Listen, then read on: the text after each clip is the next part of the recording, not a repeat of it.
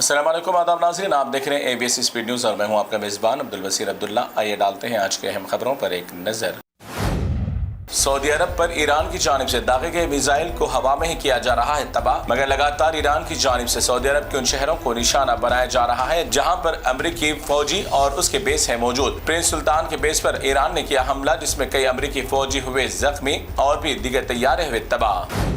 Dubai में तूफानी बारिश के बाद दुबई के मुख्तलिफ मकामात का बुरा हाल, कई अहम सड़कें झील में हुई तब्दील, तिजारती इदारों में भी पानी दाखिल। दुबई में सूरत हाल खराब होने के बाद गैर मुल्की मुलाजिमीन की इमदाद के लिए मकामी हुकूमती जिम्मेदारान ने पहुंचाई जरूरी अशिया की मदद। ईरान के साथ धोखेदारी पड़ गई महंगी, दरियाई हार्मूज पर सख्त पाबंदी और इशारे के बाद भी पाकिस्तान का परचम लगा हुआ ऑयल का जहाज गुजरने की कर रहा था कोशिश, जिस पर ईरान ने हमले से निशाना बनाते हुए जहाज को कर दिया तबाह। पाकिस्तान का झंडे की आड़ में तेल अमेरिका को किया जा रहा था सप्लाई। अमेरिका के तानेशाह बेवकूफ सदर डोनाल्ड ट्रंप ने फिर एक बार बड़ी झूठ का लिया सहारा, कहा कि हमने ईरान की तमाम ताकत को खत्म कर दिया और साथ में इसी हमलों में नए सुप्रीमो लीडर मुश्तबा खामनेई की हलाकत होने की भी की तस्दीक। अमेरिका और इसराइल ने फिर एक बार ईरान के ऐसे मकाम पर कर दिया हमला जिससे अब खित्ते में जारी जंग में आ गई शिद्दत। अमेरिका ने ईरान के वाटर सप्लाई वाले मकाम और स्टील तैयार करने वाले अहम मकाम पर हमला करते हुए कर दिया उसे तबाह। ईरान का हुआ इस मामले पर बड़ा नुकसान, अब इसका बदला ईरान लेगा सख्त अंदाज में। इसराइल से आई एक अहम खबर, अब इसराइल की फौज भी थक गई जंग की वजह से। इसराइली फौज में अंदरूनी फूट हो गई शुरू, इसराइल की फौज पड़ गई कमजोर, जिसकी वजह से अब ज्यादा जंग में ताकत लगाना इसराइल के लिए नामुमकिन। अब मुल्क में बचे हुए बुज़दिल कौम को भी इसराइली फोर्स में शामिल होने की मांगी जा रही है भीख। ईरान ने बढ़ते जंगी हालात के दौरान लिया एक अहम फैसला, अमेरिका इसराइल के खिलाफ जमीनी सतह पर भी जंग लड़ने के लिए 10 लाख फौज को कर लिया तैयार। अब इस जंग में शामिल होने के लिए 12 साल की उम्र के बच्चों की भी दे दी इजाजत। इस जंग में हर तरह से ईरान रहेगा तैयार।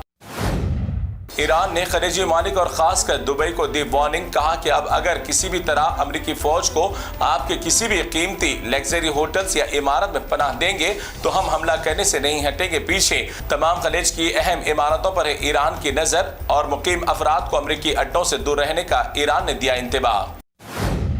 अमेरिका की एक बहुत बड़ी चाल को नाकाम बनाना लाजिम, वरना अंजाम होगा दुनिया का बुरा। अमेरिका और इसराइल शिकस्त के खौफ से अरब और इस्लामी मालिक के अलग अलग अंदाज में जंग की आग की हवा देने की कोशिश में मसरूफ। अपना जख्म भरने, दूसरों के खून से मरहम बनाने की अमेरिका करेगा कोशिश। आलम अरब संभल कर उठाना होगा इसे इक़दाम।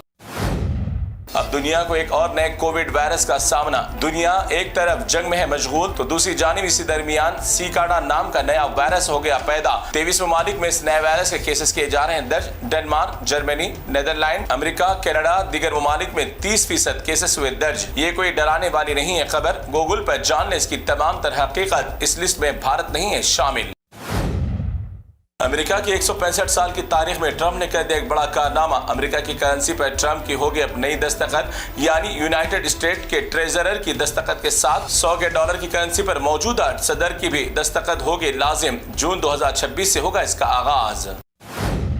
कतर की आवाम के लिए एक बड़ी राहत की खबर, अब ईरान की जंग के हमलों से कतर हो गया मुकम्मल तौर पर आज़ाद। वज़ीर ख़ारजा ने कर दिया एक बड़ा ऐलान कि अब ईरान कतर के दरमियान नहीं होगा कोई हमला। कतर की आवाम को नहीं है अब घबराने की ज़रूरत, भारी नकदी लेन देन के बाद मामला पाया तय। इतनी खतरनाक जंग की शिद्दत के दौरान दरियाई हार्मूज के समंदरी सतह में मौजूद आलमी पैमाने पर पहुंचाए जाने वाले इंटरनेट केबल्स को भी अब खतरा हो गया लाहक। किसी भी जानिब के दुश्मन बना सकते हैं इस केबल को हमले का निशाना, जिससे सारी दुनिया में इंटरनेट की खिदमत हो सकती है बहुत मुतासिर।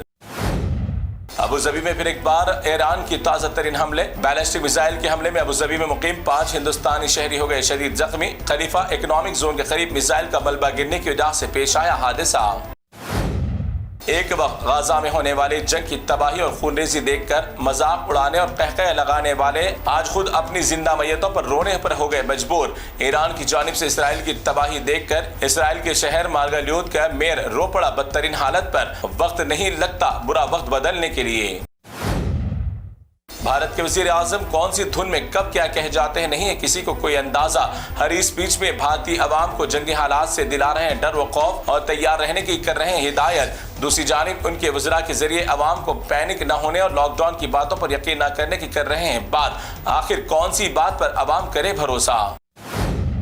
مرکزی فائنانس منسٹر نرملا سیتارمن نے سوشل میڈیا اکنامک پر دی ایک خبر، موجودہ صورتحال کی بنا پر مرکزی بھارتی سرکار نے پیٹرول اور ڈیزل کی ایکسائز ڈیوٹی پر 10 روپے کی قیمت کر دی گئی کم، مگر ابھی تک پیٹرول پمپس پر پیٹرول کی قیمت میں کمی کا نہیں ہوا کوئی اعلان۔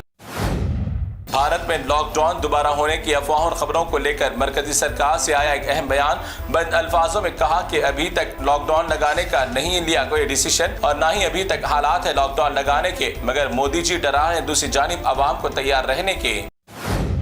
8 دن قبل ہی بھارت کا اور دنیا بھر میں کھربوں مسلمانوں نے ادا کی نماز عید الفطر اور منائی عید کی خوشیاں امن اور امران کے ساتھ، مگر رام نومی کے جلوس کے نام پر نکلنے والے شرپسندوں کے چند ٹولیوں نے بھارت کے مختلف مقامات پر اپنے فسادات اور نفرت بھری باتوں سے ماحول کو گرما دیا۔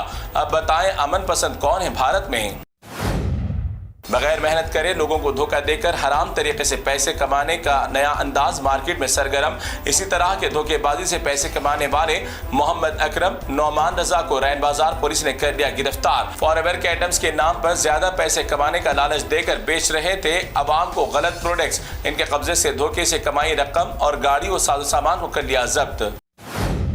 تو ناظرین، یہ تھی اے بی ایس اسپیڈ نیوز کی تمام تفصیلات۔ دیگر خبروں کے لیے آپ دیکھتے رہیے اے بی ایس نیوز۔